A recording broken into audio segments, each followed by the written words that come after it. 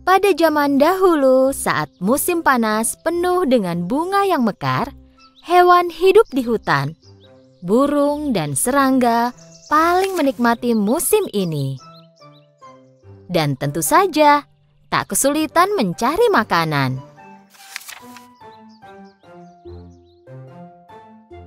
Itu hari biasa bagi belalang pemalas. Dia memakan akar tanaman herbal yang dia ambil sambil memainkan biola dan bernyanyi. Oh, sungguh hari yang indah. Lalala, ku akan bermain dan bernyanyi dengan biolaku. Dan aku tak tahu lagi kata-kata lagunya. Tapi tak masalah. Setelah selesai menyanyi sekuatnya, dia mendengar suara berisik dan mencoba mendengarkan. Agar mengerti asal dan suara siapa itu, dia segera melompat tinggi ke cabang pohon. Dan di sana dia melihat jejak semut di kejauhan. Mereka berbaris seperti tentara. Dengan susah payah, para semut membawa biji-bijian dan buah kering yang jatuh dari pohon. Belalang melompat ke tanah dan kebingungan sambil melihat barisan semut itu menghilang. Aku tak pernah melihat semut ini. Mereka selalu bekerja. Tepat saat itu, dia melihat seekor semut mendatanginya. Semut itu mencoba membawa biji yang lebih besar dari badannya.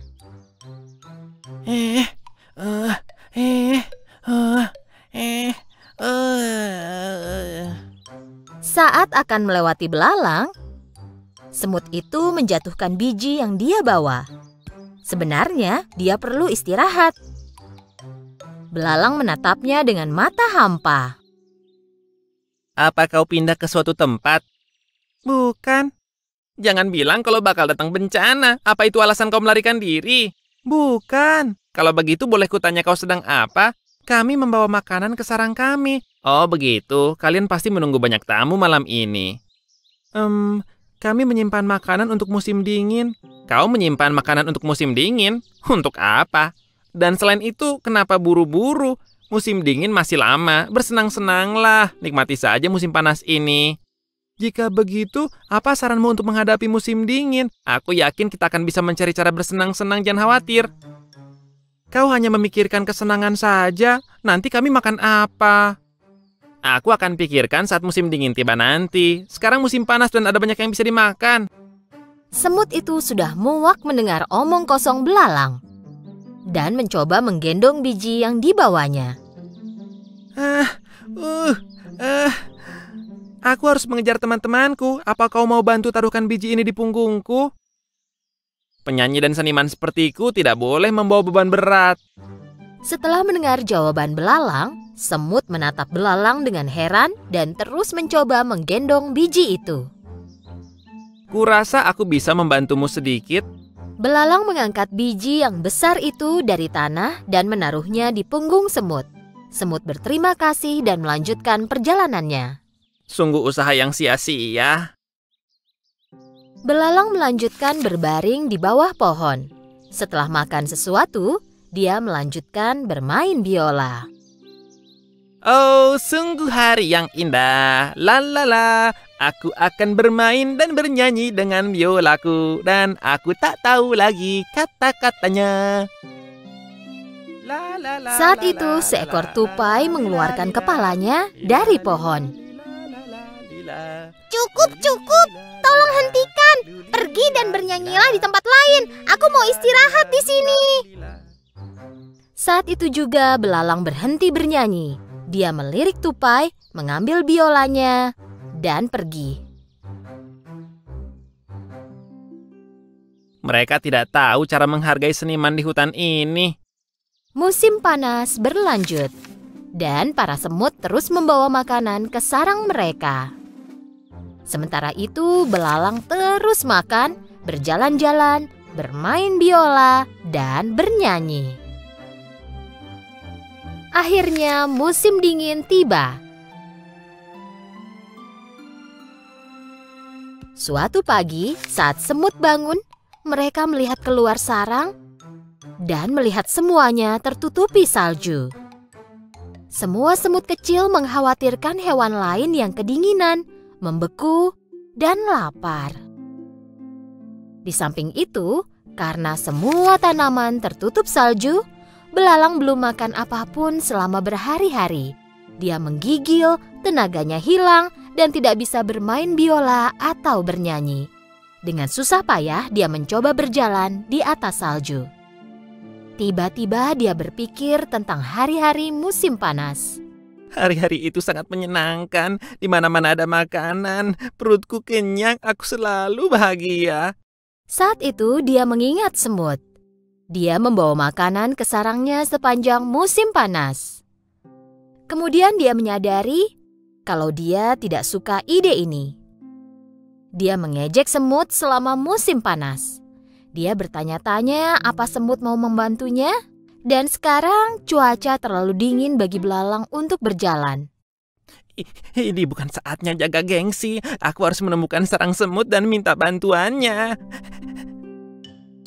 Dia berjalan lurus ke sarang semut.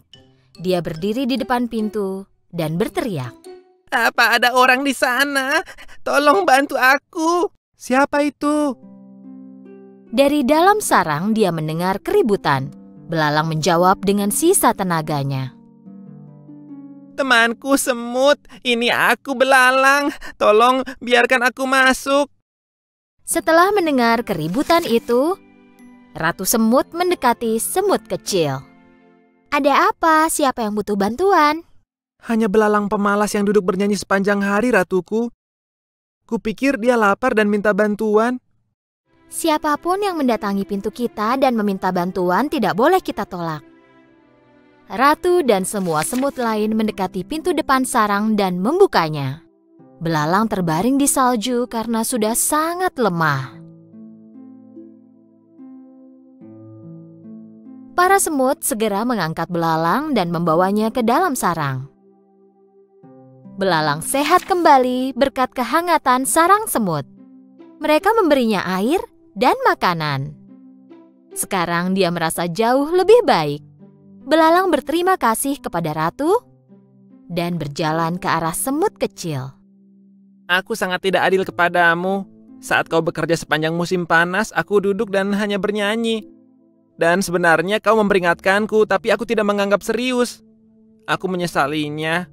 Ini harusnya jadi pelajaran besar untukmu. Kami juga ingin bersenang-senang sepanjang musim panas, tapi kami harus memikirkan masa depan juga. Jika kami tidak mengumpulkan makanan selama musim panas, kami mungkin ada di posisimu sekarang. Belalang tinggal di sarang semut selama beberapa waktu. Dia kini jauh lebih baik dan lebih sehat.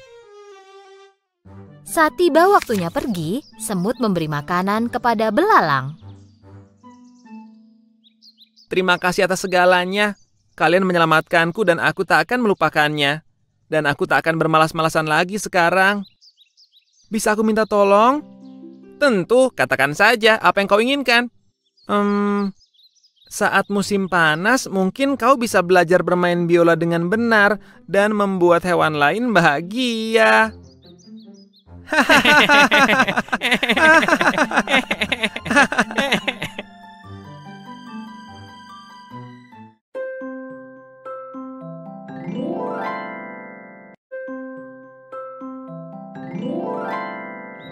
Pada zaman dahulu, hiduplah seekor rubah yang egois dan licik di hutan. Karena dia selalu berlaku licik, tak seekor hewan pun yang mempercayai rubah. Tak ada yang mau berteman dengannya. Setelah lama tak memiliki teman, rubah pindah ke gua di gunung samping hutan. Suatu hari, datanglah bangau yang bermigrasi dari belahan dunia yang dingin. Rubah sangat senang karena akhirnya menemukan teman. Rubah segera mengunjungi bangau. Selamat datang, bangau. Kau mau berteman? Tentu, tapi kau rubah yang licik. Bagaimana aku bisa mempercayaimu? Tentu saja kau bisa. Aku tak punya teman di sini, tapi kupikir kita bisa jadi sahabat. Setelah sekian lama, bosan makan sendirian, rubah mengundang bangau makan malam. Senang dengan undangan ini, bangau pergi ke rumah rubah dengan senang. Sup yang Rubah siapkan beraroma lezat. Sambil menyiapkan meja, Rubah menuang sup ke dalam mangkuk besar. Bangau duduk di meja dan Rubah duduk di hadapannya. Selamat makan, semoga suka sup buatanku. Rubah menikmati supnya dari mangkuk, tetapi Bangau tidak tahu bagaimana cara memakannya. Meski dia bisa menaruh paruhnya ke dalam mangkuk, dia hanya bisa mengambil 1-2 butir nasi. Saat Bangau hanya memakan beberapa nasi, Rubah sudah menghabiskan makanannya. Mengira Rubah sangat tidak berperasaan, Bangau merasa kesal. Tapi karena dia hanya tamu, dia diam saja. Aku harus pergi, teman. Terima kasih atas makan malamnya. Tetapi kau belum selesai. Kau tidak suka? Tak masalah, akan kuhabiskan bagianmu. Saat Bangau mau pergi, Rubah sudah mulai memakan sup milik Bangau. Bangau pulang ke rumah dengan sedih. Dia tidak bisa tidur karena masih lapar dan sangat marah pada temannya. Kami berdua hewan yang sangat berbeda. Rubah perlu mengerti dan menerima hal ini. Tapi bagaimana caranya? Setelah berpikir lama, Bangau punya ide. Dia akan memberi pelajaran pada Rubah. Pagi harinya, Bangau mendatangi temannya dengan senang dan mengundangnya makan malam. Rubah tentu saja sangat senang dengan undangan ini.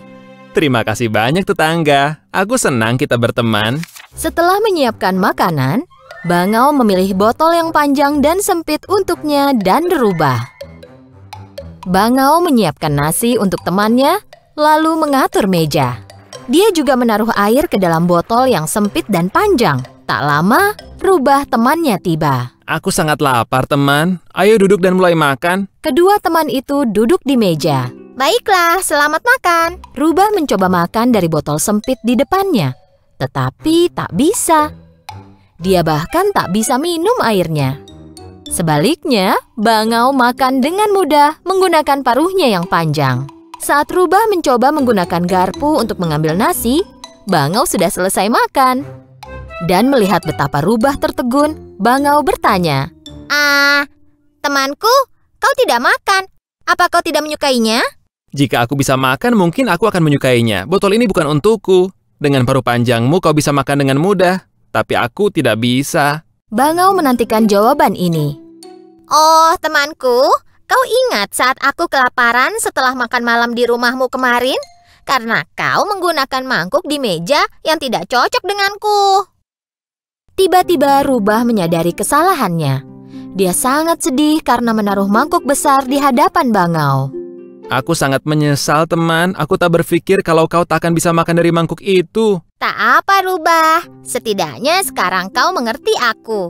Kita harus belajar menghormati perbedaan orang lain. Setelah itu, Bangau membawa piring besar sehingga Rubah bisa makan dengan mudah.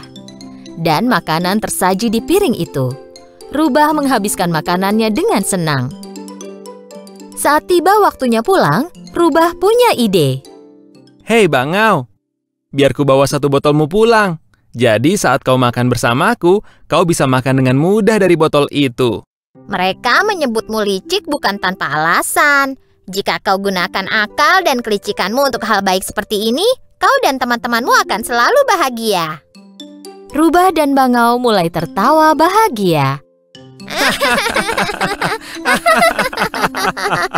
Beberapa bulan berlalu. Sebelum terbang kembali ke tempat yang lebih hangat, Bangau mengucapkan selamat tinggal kepada Rubah. Karena sendirian, Rubah kembali ke hutan, tapi tak pernah lupa perkataan Bangau. Setelah itu, dia tak pernah egois dan berteman baik dengan semua hewan lain.